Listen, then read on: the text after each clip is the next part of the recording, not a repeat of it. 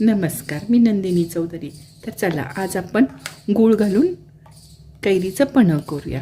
खूप टेस्टी मस्त होतं. करून पहा. आवडलं तर शेअर करा, लाईक करा, कमेंट्स करा. हे पन्ह जास्त दिवस टिकण्यासाठी एक सिक्रेट सांगितले. व्हिडिओ पूर्ण बघा. आंबे पुरतील तेवढं पाणी घालून एक अर्धा तास ठेवायचं. त्याचं चिक पण निघतं आणि आंब्यातलं ना उष्णता कमी होते. एक अर्धा तास पाण्यात घालून ठेवूया.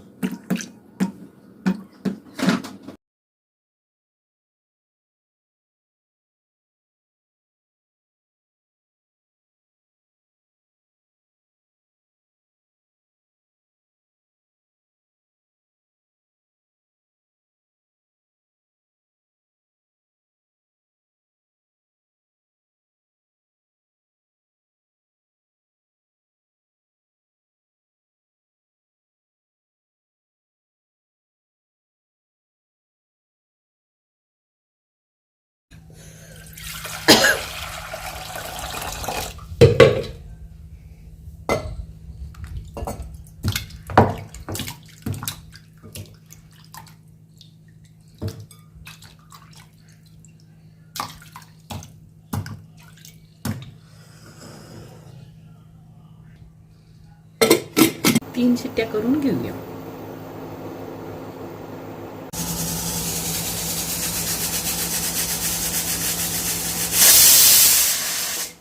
तीन शिट्टी झाले, बंद केले. कुकरला 3 शिट्टी करून घेतले. आता वरचं सगळं गाभा काढून घ्यायचं.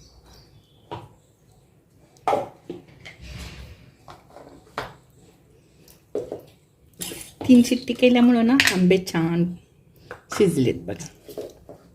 लगेच निघतं सगळं.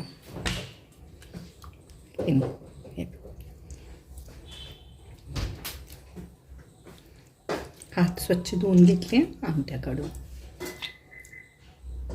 छान निघाले बघा.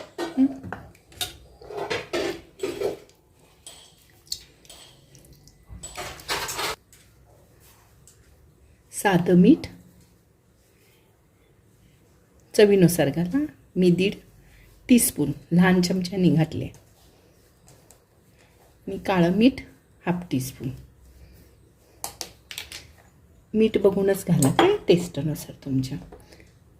1 कप गूळ घेतले. विळतीवर चिरून घेतले. तुम्ही खूप आंबट आंबा असेल तर जास्त गूळ घाला. कमी आंबट असेल तर गूळ कमी घाला. आता आपण हे मिक्सरला फिरवून घेऊया.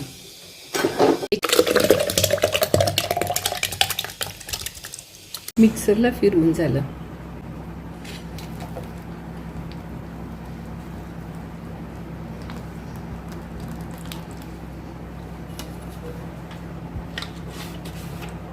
कर बेटा थोडंसं टेस्ट बघा. परफेक्ट झालंय. तुम्हाला वाटत असेल तर अजून थोडं गूळ पाहिजे तर गूळ घालून परत हलवा. पण मी सांगितलेलं प्रमाण परफेक्ट आहे. सुंठ पावडर, वेलदोडे पावडर, वेलदोडे घाला. आणि आता हे तुम्ही समजा असं करून फ्रीजला ढकलणार असला तर त्याच्यात व्हिनेगर 2 चमचे घालायचं. म्हणजे टिकतं, खराब होत नाही. व्हाईट व्हिनेगर मिळते की नाही, व्हिनेगर ते 2 चमचा घालायचं. म्हणजे टिकतं. आता मी हे साठवून ठेवणार आहे. त्यामुळं हे बघा, टीस्पूननी 2 टीस्पून व्हिनेगर घाला. एवढंच घाला, काय 2च. जास्त घालू नका, नाहीतर आंबट होतं. आता छान मिक्स करून फ्रीजमध्ये ठेवून टाका.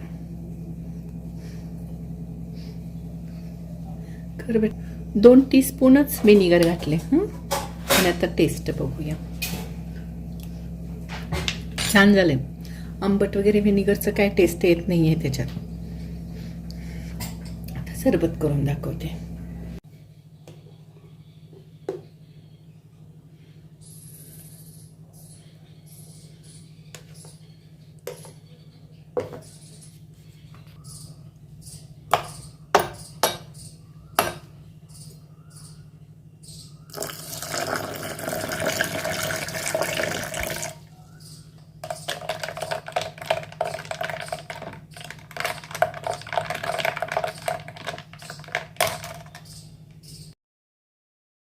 वेळेत वेळ काढून व्हिडिओ पाहिल्याबद्दल थँक्यू. Bye bye. नेक्स्ट रेसिपीला भेटूया. 1 चमचा व्हाईट विनेगर घालायचं म्हणजे भरपूर दिवस पन्ह टिकतं. जरी खूप आंबट असेल तर साखरेचं किंवा गुळाचं प्रमाण जास्त